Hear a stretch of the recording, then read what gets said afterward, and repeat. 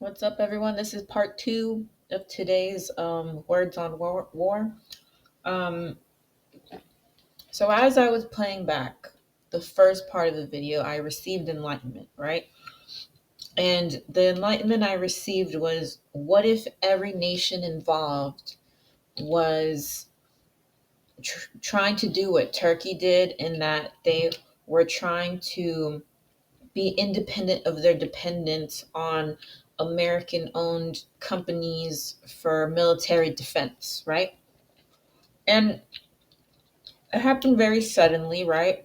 I was like, God, if I was Turkey and I was making an announcement that I was, moving away from I believe it was Boeing that they were moving away from, um, would not one consider that as an announcement of sorts that my allegiance and my reliance on weaponry is now no longer going to be external but internal, right? Like, from myself, I'm going to be independent of my reliance on this technology from elsewhere, right? Like, I feel like that's like a PR statement, also. Like, I'm going to use my own stuff instead of yours. Okay. And then it's like, I mean, mind you, maybe I'm reading too much into it. But I'm just saying, if I was a country and I wanted to tell someone, maybe I'm not going to be on your side, I would make my own weapons, And then I started thinking, like, about how the United States has gone on for so long without ever really um, experiencing justice for its war crimes, for its colonialism, for its imperialism, for its corruption, for its crimes and involvement in other areas, right? And I was like, man, it's just a matter of time before we get ours, right? And a huge part of hearing words is knowing that, Jesus is already here. And like the past year, I've always said he's knocking on the door. All last year I said that. I said Jesus is knocking on the door. Um, he's already here, and whether we answer the door or not, he's gonna come inside, right?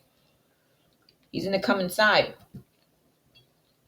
because he comes not to bring peace but to wage war this time. And so, long in my heart, right, I've had Habbakuk's complaint and the Lord's answer. For those of you that like haven't read Habbakuk, I'm gonna read it to you, okay? The prophecy that Habbakuk the prophet received. How long, Lord, must I call for help, but you do not listen? Or cry out to you violence, but you do not save? Why do you make me look at injustice? Why do you tolerate wrongdoing? Destruction and violence are before me. There is strife and conflict abounds. Therefore the law is paralyzed, and justice never prevails. The wicked hem in the righteous so that justice is perverted. And this is what the Lord answered. Look at the nations and watch, and be utterly amazed. For I am going to do something in your days that you would not believe, even if you were told. I am raising up the Babylonians, that ruthless and impetuous people, who sweep across the whole earth to seize dwellings not their own. They are a feared and dreaded people. They are a law to themselves and promote their own honor. Their horses are swifter than leopards, fiercer than wolves at dusk. Their cavalry gallops headlong, their horsemen come from afar. They fly like an eagle swooping to devour. They all come intent on violence. Their hordes advance like a desert wind and gather prisoners like sand. They mock kings and scoff at rulers. They laugh at all fortified cities. By building earthen ramps, they capture them. Then they sweep past like the wind and go on. Guilty people, whose own strength is their God. And this is Habakkuk's second complaint. Lord, Are you not from everlasting? My God, my Holy One, will you will never die. You, Lord, have appointed them to execute judgment. You, my rock, have ordered them to punish. Your eyes are too pure to look on evil. You cannot tolerate wrongdoing. Why then do you tolerate the treacherous? Why are you silent while the wicked swallow up those more righteous than themselves? You have made people like the fish in the sea, like the sea creatures that have no ruler. The wicked foe pulls all of them up with hooks. He catches them in his net. He gathers them up in his dragnet. And so he rejoices and is glad. Therefore he sacrifices to his net and burns incense to his dragnet.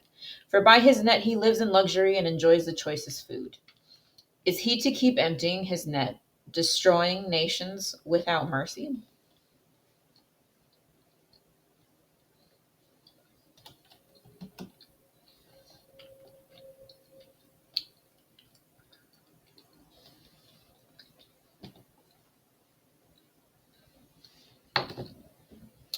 This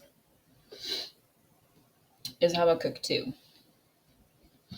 I will stand at my watch and station myself on the ramparts.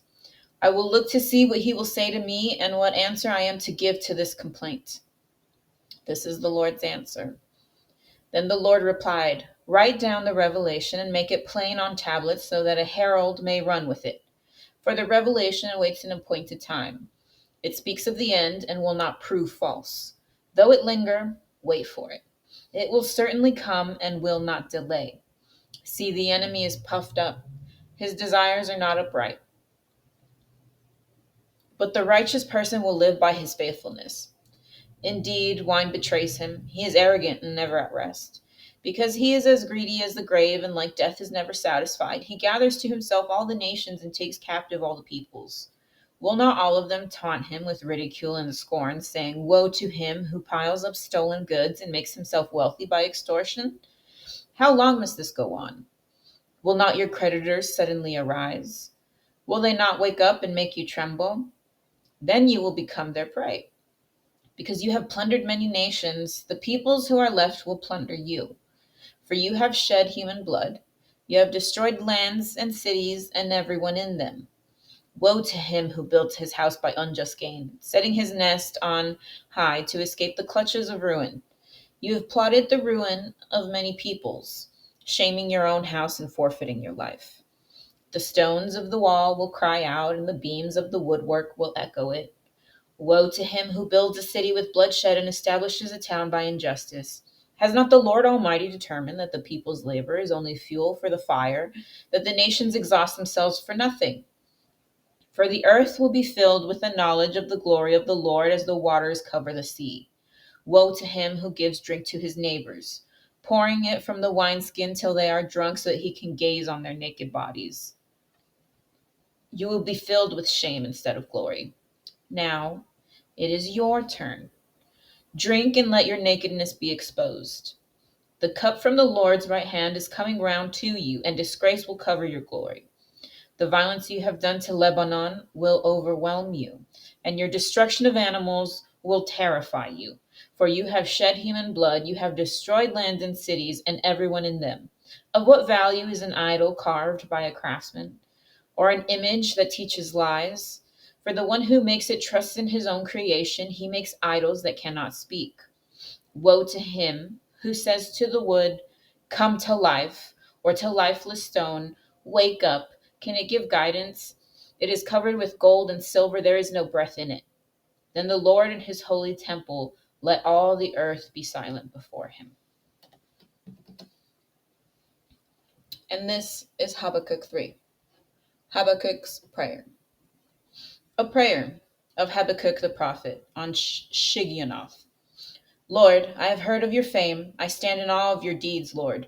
Repeat them in our day. In our time, make them known. In wrath, remember mercy. God came from Teman, the Holy One from Mount Paran.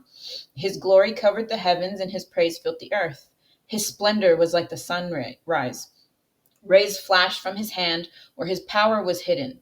Plague went before him, pestilence followed his steps. He stood and shook the earth. He looked and made the nations tremble. The ancient mountains crumbled, and the age old hills collapsed. But he marches on forever. I saw the tents of Kashan in distress, the dwellings of Midian in anguish. Were you angry with the rivers, Lord? Was your wrath against the streams? Did you rage against the sea when you rode your horses and your chariots to victory? You uncovered your bow. You called for many arrows. You split the earth with rivers. The mountains saw you and writhed. Torrents of water swept by. The deep roared and lifted its waves on high. Sun and moon stood still in the heavens at the glint of your flying arrows, at the lightning of your flashing spear. In wrath, you strode through the earth, and in anger, you threshed the nations. You came out to deliver your people, to save your anointed one. You crushed the leader of the land of wickedness. You stripped him from head to foot. With his own spear, you pierced his head when his warriors stormed out to scatter us, gloating as though about to devour the wretched who were in hiding. You trampled the sea with your horses, churning the great waters. I heard, and my heart pounded. My lips quivered at the sound. Decay crept into my bones, and my legs trembled. Yet I will wait patiently for the day of calamity to come on the nation invading us. Though the fig tree does not bud, and there are no grapes on the vine, though the olive crop fails and the fields produce no food, though there are no sheep in the sheepfold and no cattle in the stalls, yet I will rejoice in the Lord. I will be joyful in God my Savior. The sovereign Lord is my strength. He makes my feet like the feet of a deer. He enables me to tread on the heights. Now, why am I reading this?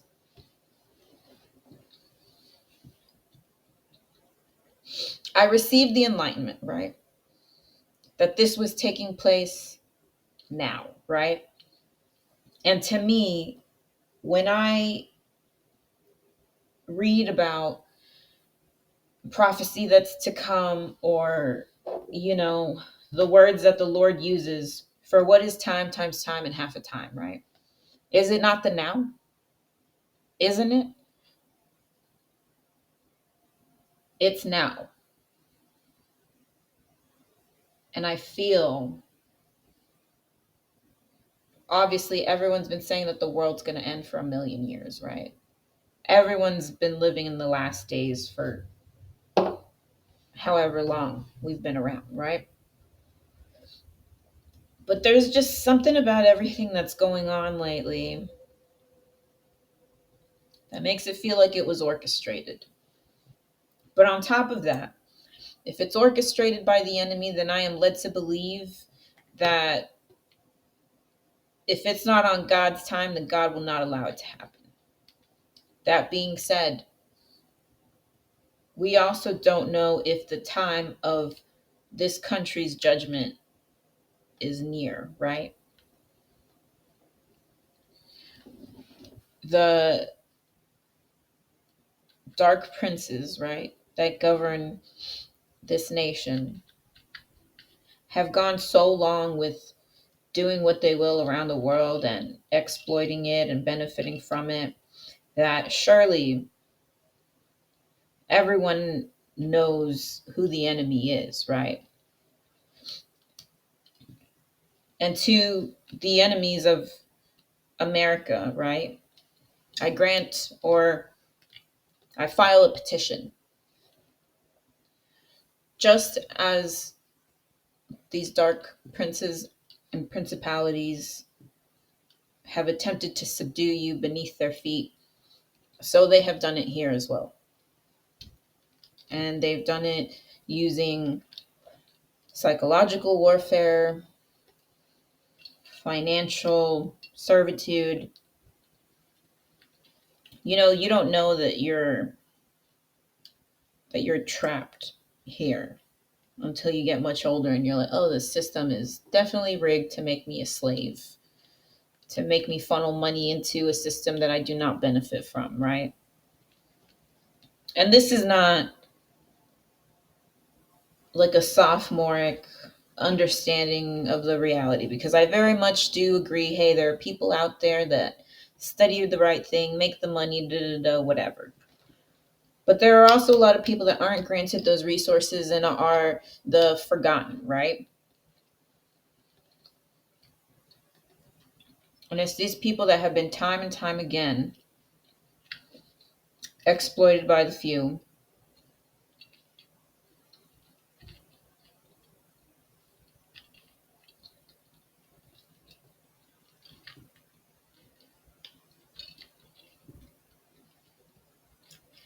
I just feel like people think that they can outsmart God, and I don't think that's possible. I know it's not possible. Because if it was, I feel like they would have won already, and they haven't. Right?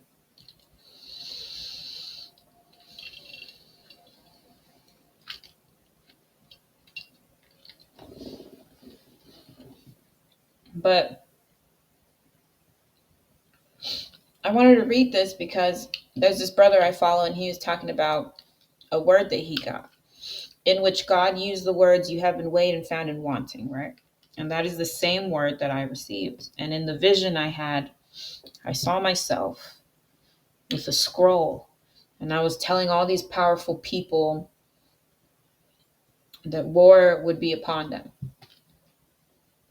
And I told them this because God told me to tell them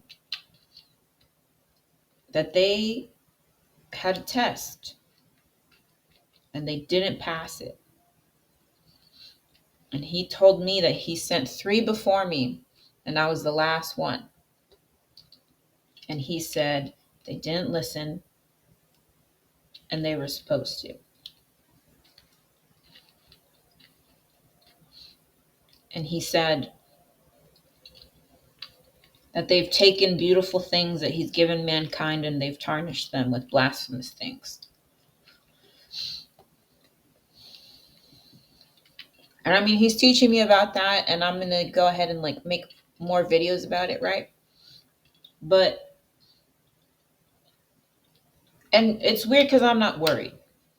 I'm not worried because I know he's going to take care of me. I'm not worried because I know that I'm going to be okay in him, you know? But here's what worried me. Yesterday, the Lord was talking to me about the story of Job. And he says, "Gab, what did I tell Job to do for his enemies?" I said, "You told him to pray for them. And he was suffering for so long, and you told him, pray for your enemies, because I do not like how they treated you, nor what they said about me." And so that's what Job did. And so the Lord told me, I was driving to an event, right? Or I was driving back home from an event. One or the other, right? I think I was driving to one. But I got this weird, like, revelation, right? And I was like, "Oh, Lord, have you not blessed me, like, with gainful employment yet? Because I haven't prayed for my enemies." And I said, "But I have, though." And he said, "But not at the right time." I said, "Okay." And he said, "I want you to pray for your enemies, because what is about to happen will scare even you." And he didn't say it in the sense that I never get scared. That's not true. What he meant by it was, even you who love me deeply will be scared by what I am capable of. And that made me scared. Because if God is going to tell me something, I'm going to believe it, right? And I told him, well, then guard my heart from it, like, I don't want to fear you so much that I run away from you. He said that wouldn't happen. But he said, but you need to pray, because something terrible is going to fall on them. And you cannot rejoice in it. And he said, but you won't even want to once you hear what is going to fall on them.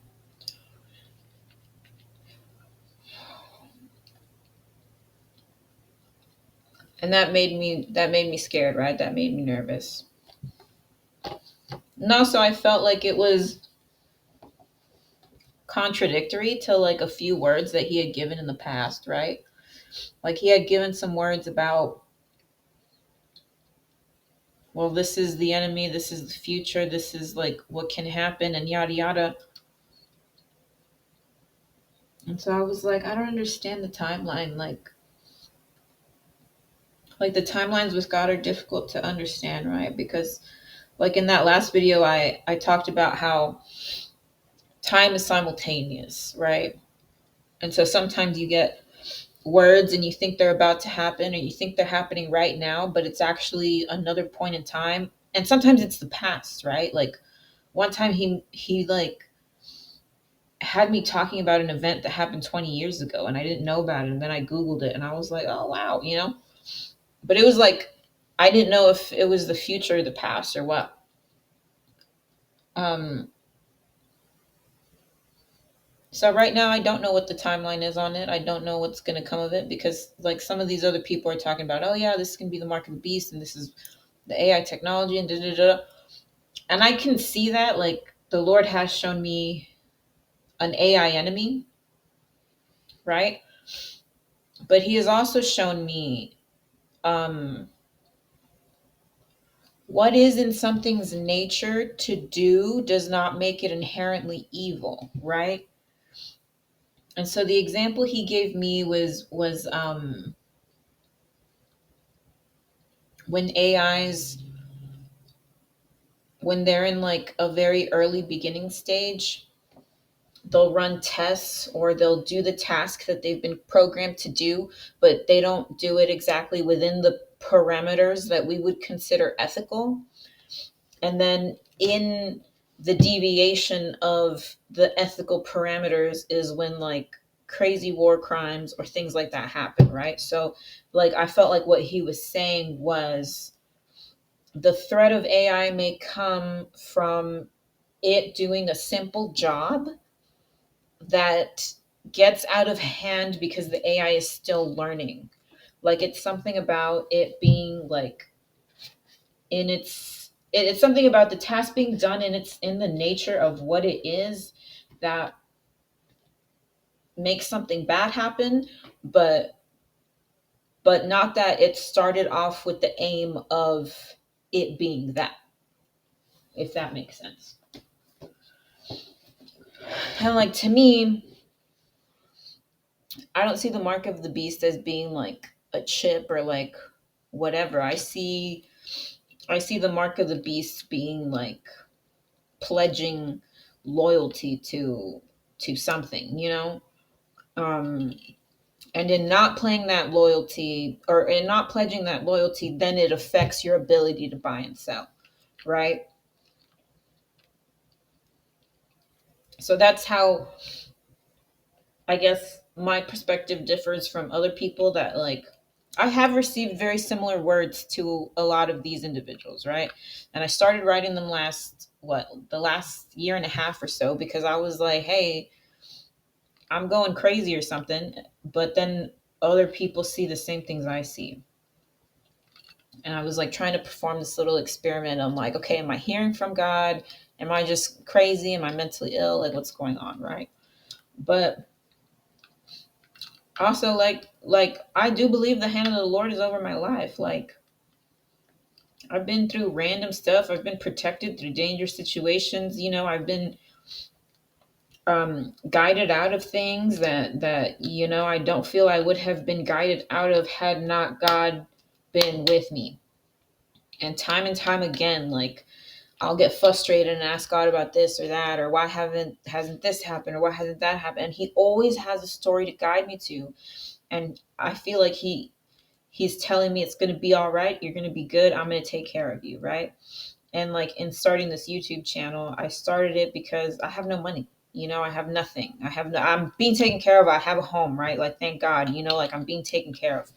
Um, and it's crazy because I'll need things and people just bring them to me. And I don't even say it out loud. Nothing, right? Nothing like that. And out of nowhere, they'll be like, hey, this is going to sound crazy, but like, do you want this? Like, and I'm like, what? I just asked God for that or whatever, right? So I do believe I'm on my divine mission. But I also feel like God told me, what are you good at, Gab? I said, I'm good at talking to you all day.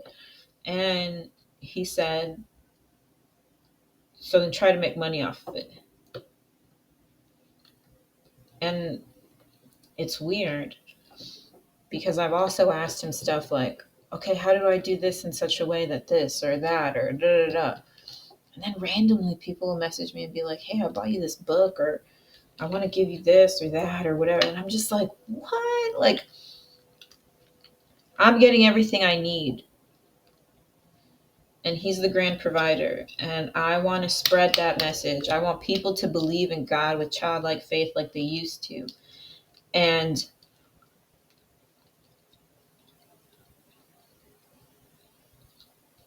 I want people to pay attention to what's going on, because I believe that when what happens is supposed to happen, there will be no other explanation other than the hand of God was in this. That will be the only explanation. And also, to prepare, right? What would we do if every nation on this earth began to act independently of us, right?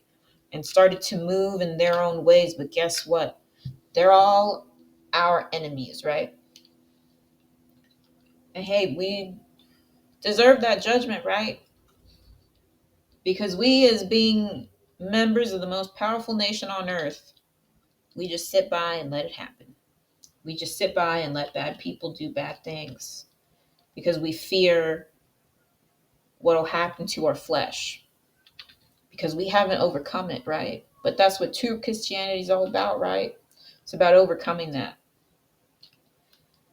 And I'm not trying to be some radical or like start some kind of movement. That's not what I'm trying to do. What I'm trying to say is maybe we should think about whether we deserve it or not. Because surely if we turn the other cheek when we see something terrible, then we are complicit, right?